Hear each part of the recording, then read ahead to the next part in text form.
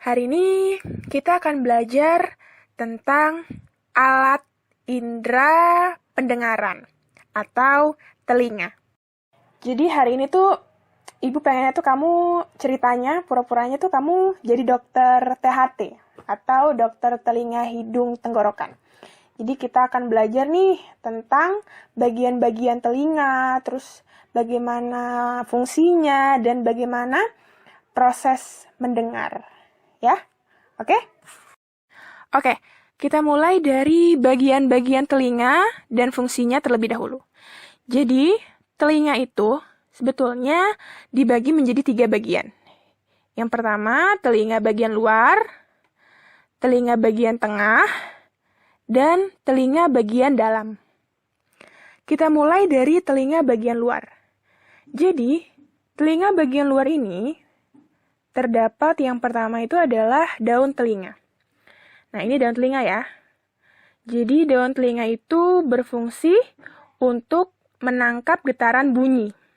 Jadi, daun telinga ini berfungsi untuk menangkap bunyi atau menangkap suara-suara dari luar. Oke, lanjut. Sekarang ke telinga bagian tengah. Di telinga bagian tengah, ada liang telinga. Jadi, ini adalah liang telinga ya. Liang telinga itu berfungsi untuk meneruskan suara dari daun telinga ke gendang telinga. Ibaratnya liang telinga ini sebagai jalan ya, dari daun telinga ke gendang telinga. Nah, kamu tahu nggak, ternyata di liang telinga itu ada rambut-rambut halus.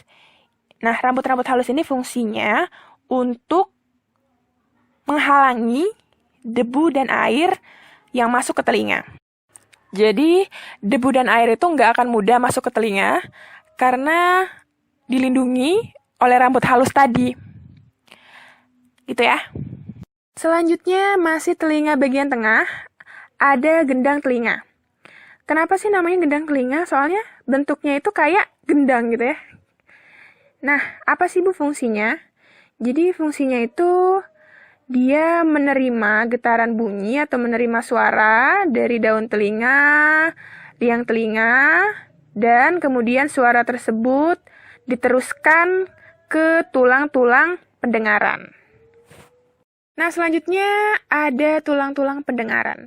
Tulang-tulang pendengaran ini fungsinya untuk meneruskan getaran bunyi ke koklea. Oke, sekarang telinga bagian dalam. Nah, di telinga bagian dalam ini yang pertama ada koklea. Koklea ini nama lainnya adalah rumah siput. Jadi, koklea atau rumah siput ini berfungsi untuk menerima getaran bunyi, lalu meneruskannya ke saraf pendengaran. Nah, kamu tambahkan lagi, di sini ada saraf pendengaran. Nah, saraf pendengaran ini berfungsi untuk meneruskan bunyi ke otak. Gitu ya. Nah, jadi itu adalah bagian-bagian dan fungsi dari telinga. Nah, sekarang kita akan menyaksikan dan melihat bagaimana proses mendengar. Nah, kamu bisa lihat di situ ada lingkaran berwarna biru. Nah, lingkaran berwarna biru itu merupakan gelombang bunyi atau gelombang suara.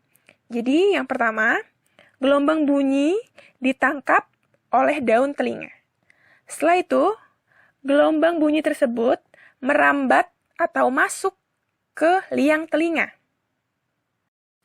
Nah, setelah itu, bunyi menggetarkan gendang telinga. Gendang telinga pun bergetar sehingga menggetarkan tulang-tulang pendengaran. Nah, kamu bisa lihat, itu adalah tulang-tulang pendengaran, dia bergetar. Nah, setelah itu, koklea atau rumah siput itu menangkap getaran bunyi dari tulang-tulang pendengaran.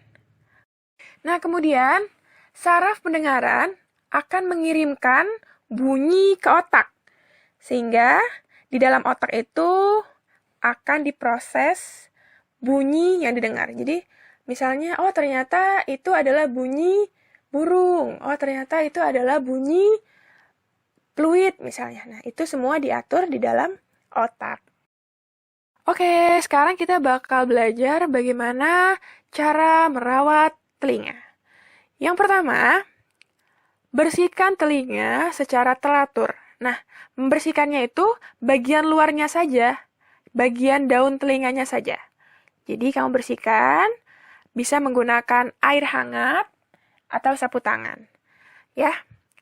Nah, yang kedua, kamu nggak boleh mengorek-ngorek telinga, apalagi menggunakan